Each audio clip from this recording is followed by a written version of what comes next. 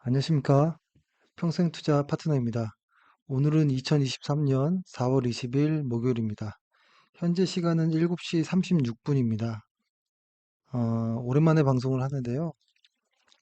그동안 회원분들과 통화를 좀 많이 했던 것 같습니다. 회원분들께서 시황 이야기를 좀 이렇게 정리를 한번 해서 좀 이야기를 해달라 이런 말씀들이 좀 있었는데요. 제가 그동안 그 시황 이야기를 하지 않았던 거는 뉴스가 너무 많았고 사실 이렇게 크게 뭔가가 확 달라진 느낌은 없었거든요. 근데 이제 뭔가 약간 좀 불안한 이런 마음들이 좀 스물스물 올라오다 보니까 좀 그런 것 같은데 일단 뭐 제가 시황을 어떻게 뭐 알겠습니까? 그쵸? 그냥 제가 지금 생각하고 있는 것들을 그냥 좀 러프하게 좀 정리만 좀 해보겠습니다. 일단 그 장기적인 관점과 단기적인 관점에서는 조금 분위기가 좀 달라진 부분이 있습니다. 요거는 이제 끝에 이야기를 드리고, 일단 저는 크게 보면, 어, 예상했던 흐름으로 좀 가는 느낌이 좀 있습니다. 뭐냐면, 일단 그 예상했던 거는 물가가 계속 좀 더 내려갈 가능성이 있다, 이런 내용이었잖아요. 근데 그것이 이번에 물가가 실제로 5까지 내려왔잖아요. 그죠? 5%까지 내려왔는데 예상했던 것보다 조금 더 예상했던 것보다 조금 더 빠른 듯한 느낌이 좀 있는 듯한 느낌이 있고요. 근데 아직은 더 내려가고 있는 추세인 것 같다라는 것. 그 다음에 하나는 사실 우리가 이제 큰 시황을 볼 때는 고용과 물가이잖아요. 그러니까 물가는 내려가고 있고 고용은 아직은 뭐 한 3.5 정도인 상태이기 때문에 뭐가 이렇게 달라진 건 없습니다. 그렇죠? 예상했던 그런 그림이라는 것이죠. 근데 사실 고용 지표는 사실 후행하는 느낌이 워낙 크니까 고용 지표는 거의 마지막에 확인하는 정도로 확인하는 게 좀 어떨까라는 생각이 들고요. 그다음에 최근에 보면 확실히 어, 선행 지수들이 좀 돌아가는 것들이 좀 많이 보입니다. 뭐냐면 좀 심플하게 이야기를 드리면 컨프로스보드 선행 지수를 보면 여기서 보면 이렇게 좀 돌아 나가는 모습들이 확실히 나오죠. 그러니까 그때 방송에서도 저번이었나요? 저번 주 말씀드렸던 것처럼 요것과 코스피 EPS의 추세가 좀 비슷하게 가는 경향들이 있거든요. 그래서 좀 의미 있게 보고 있었던 것이었는데 어, 그 바닥을 더 깨지 않는 이런 모습들이 확실히 좀 나오는 것 같고요. 그다음에 하나는 저희가 좀 중요하게 보는 것들이 OECD 경기선행지수라든지 뭐 ISM 제조지수인데요. 그다음에 한국의 수출이라든지 이런 것들인데 아직 한국의 수출이나 ISM 제조지수는 아직 돌아 나가진 않았습니다. 근데 이제 돌아 나갈 가능성이 매우 커진 모습들이 좀 보이는데 현재 OECD 경기선행지수를 보면은 대표적으로 어, 또 선행지수가 이제 상승한 나라들을 먼저 이렇게 좀 보면 위에서부터 보면 중국, 독일, 스페인, 이탈리아, 영국 꽤 많은 나라들이 돌아나가기 시작했다라는 부분이 좀 의미가 있고 그 다음에 한국이 아직 돌아나가진 않았지만 이 부분은 최근에 나온 중국의 어떤 그 실적들을 좀 보면 확실히 어떤 GDP라든지 소매 판매라든지 이런 것들이 상당히 좋습니다. 그래서 저는 중국 수출이 지금 개선되고 있는 모습들이 보이거든요. 이렇게 보면은. 근데 아직 한국 수출은 개선되진 않고 있지만 보통 중국 수출과 한국 수출이 과거에도 그랬고 앞으로는 모르겠지만 저는 앞으로도 그럴 가능성이 매우 크다고 보는데 어, 동행하는 이런 모습들이 많이 나오잖아요. 그래서 근데 과거에도 보면 중국이 돌고 나가면 그 다음에 한국이 돌아 나가는 이런 모습들이 나오기 때문에 저는 한국 수출 증가율도 YOY로 봤을 때는 지금 접점을 통과하는 과정이 아닌가. 이건 역시도 사실 좀 예전에 말씀드렸던 것 같아요. 그죠? 요것이 확인되는 구간이 4, 5월 정도에는 어느 정도 좀 확인이 되지 않을까 이런 말씀 드렸던 것 같고요. 근데 그것이 저는 이제 어, 확인이 될 것이다라는 생각이 들고 이것이 확인이 되면 ISM 제조업 지수도 저는 충분히 돌아 나갈 수 있지 않을까 이런 생각을 좀 하고 있습니다. 근데 이제 최근에 보면은 환율이 조금 튀는 모습이 좀 나오잖아요. 달러 인덱스와 원달러 환율이 괴리가 좀 이렇게 벌어졌거든요. 이런 모습들이. 근데 이것은 지금 보면은 시장에서 이제 얘기하기로는 무역 수지 관련한 부분이 하나가 있고 그다음에 어, 미국의 금리와 한국의 금리의 어떤 괴리 이 부분도 이야기를 하는데 아, 저는 사실 이게 원달러 그러니까 지금 최근에 보면 달러화 지수 약세 베팅하는 쪽들이 좀 많이 나오고 있긴 하는데 한국 원달러 지수는과 괴리가 벌어지는 것은 저는 축소될 가능성이 높다라는 생각을 좀 하고는 있습니다. 결론적으로는. 이 괴리가 이렇게 오랫동안 벌어지기는 좀 어렵거든요. 그래서 그런 생각을 하고, 만약에 원달러 지수가 위로 좀 튄다면 코스피 조정도 어느 정도 올 수도 있겠다. 근데 다만 그것이 길진 않을 것 같다라는 생각은 좀 합니다. 아무튼 이것이 좀 이렇게, 괴리는 좁혀질 가능성이 높다라는 생각을 하고요. 그 다음에, 이제 하나씩 좀 보면, 큰 매크로의 관점에서 방금 봤던 것처럼 큰 매크로의 관점에서 보면 일단 시장은 확실히 선행하는 어떤 지표들은 돌아나가는 것들이 확실히 느껴집니다. 그리고 그것을 이제 차트로 확인해 보면 코스피 같은 경우에도 아까 그 선행지수와 마찬가지로 거의 이제 같은 모양으로 확실히 이게 가는 게 느껴집니다. 선행지수 아까 보여드렸던 거 기억나시죠? 확실히 이게 돌아나가는 모습이 어, 보여지고요. 한국의 업종들을 좀 이렇게 보면 주간 차트 좀 업종을 좀 볼게요. 이것도 월간을 한번 봐볼까요? 월간으로 보면 업종 지수를 좀 보면 전에 제가 1단계, 2단계 나눠서 설명드렸잖아요. 이거 기억나시나요? 예를 들어서 보통 시장이 바닥을 잡을 때 이런 모습들이 좀 많이 나오긴 하는데요. 이렇게 코스피가 왔다 갔다 이렇게 하잖아요. 왔다 갔다 하는데 이것을 이제 그냥 굳이 나눠본 겁니다. 그래서 1단계 횡보, 2단계 상승, 3단계 횡보, 4단계 하락. 이런 모습인데 지금은 횡보를 지나서 다시 상승으로 가는 이런 모습들이거든요. 코스피 지수가. 업종들을 일일이 좀 보면 여기 1단계에 있는 정도, 그러니까 보면은 어, 이렇게 된다고 했죠. 사실 이게 이렇게 안 되는 경우도 많이 있습니다. 그냥 크게 본 거고요. 이게 3, 4, 1, 2, 3, 4 이렇게 된다라고 보면 지금 요 1단계에 있는 업종들이 한 3개 정도가 있고 3개 정도가 있고 나머지는 전부 2단계에 와 있습니다. 지금 3단계라든지 4단계 종목은 지금은 없어요.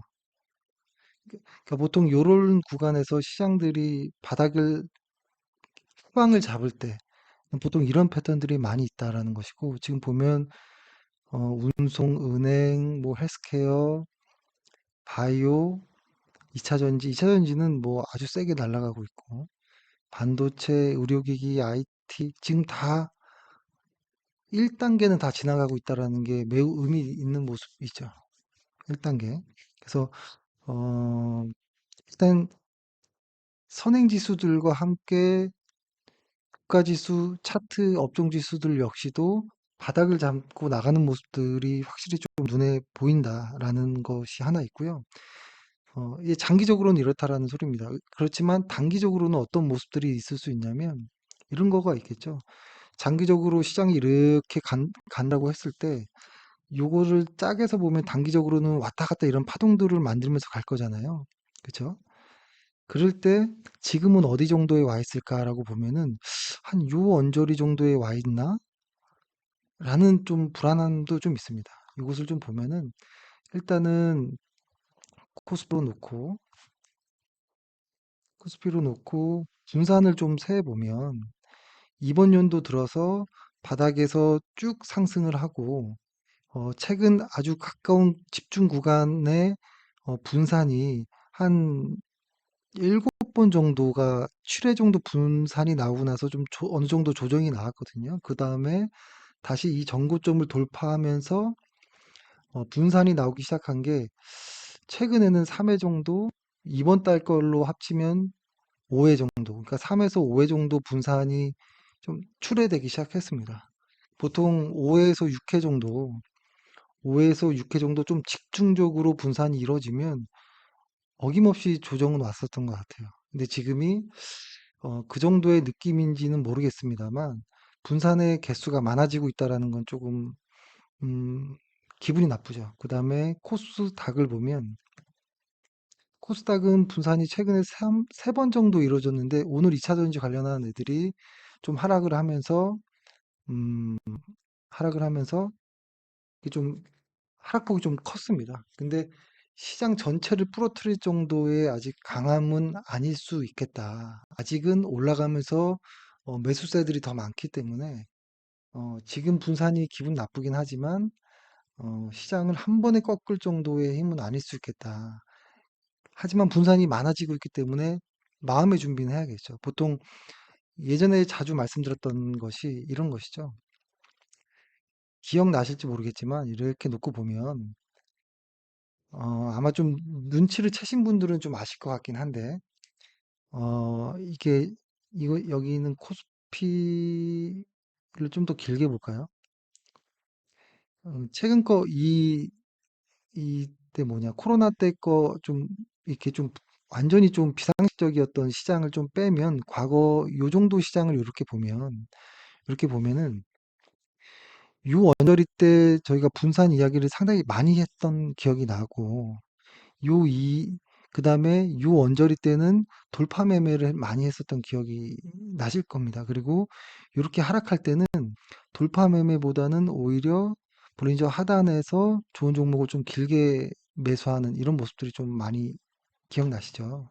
근데 최근에도 이게 좀 느껴보실 수 있을 텐데 어느덧 저희도 이제 돌파 매매를 좀 많이 하기 시작했습니다. 그 말은 시장에 따라 좀 달라질 수 있는데요.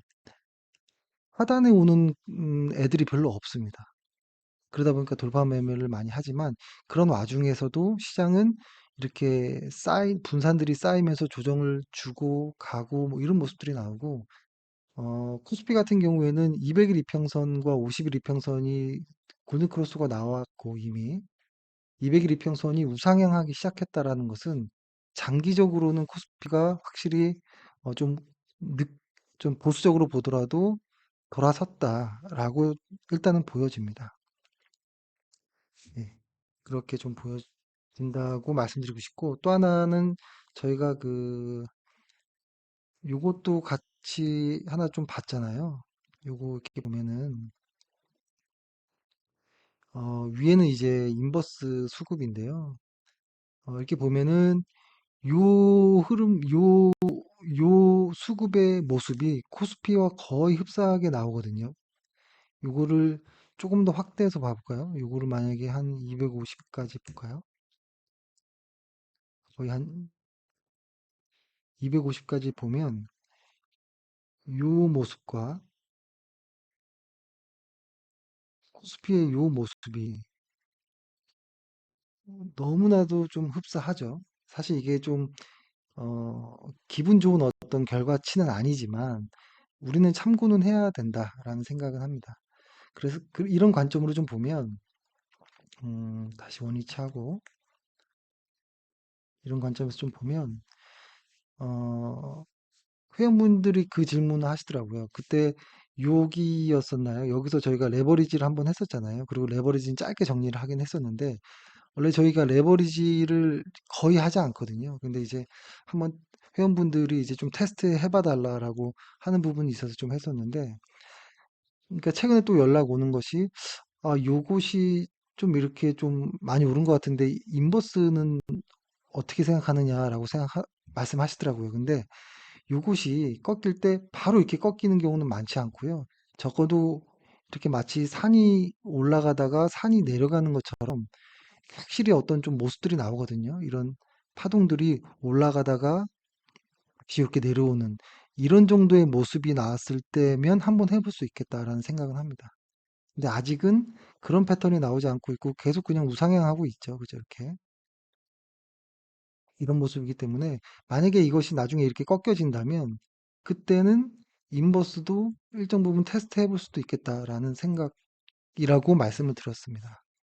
근데 사실 제 개인적으로는 항상 이렇게 장기 투자 종목이 있고 단기 투자 종목이 있고 이렇게 인버스도 하고 개인적으로는 다 하지만 이거를 막 대놓고는 하지 않습니다. 대놓고는 않는 부분이 좀 있죠.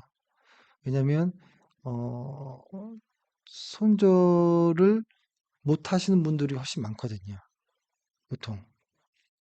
그래서 저희가 단기랑 장기를 좀 나눠서 이렇게 하는 부분도 좀 있고 그래서 한 번 더 말씀드리면 장기 투자는 저희는 월간 차트에서 이 월간 차트에서 일단은 실적 밸류에이션 플러스 스토캐스틱 저희가 변형한 스토캐스틱과 볼린저 밴드의 어떤 것들을 좀 참고해서 좀 하고 싶다라고 말씀드렸었죠. 지금 장기 차트를 보면 한참 올라가야 됩니다. 언제까진 갈지 모르겠지만.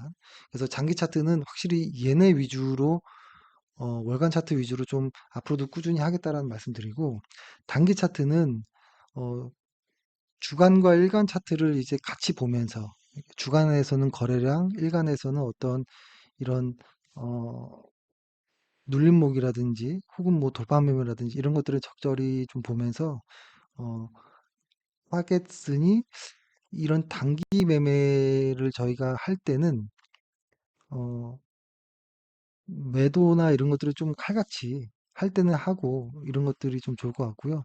장기 투자는 실적이 좋다면 끝까지 한번 가보는 것으로 좀 생각이 좀 그렇게 하고 있다라고 말씀드렸습니다.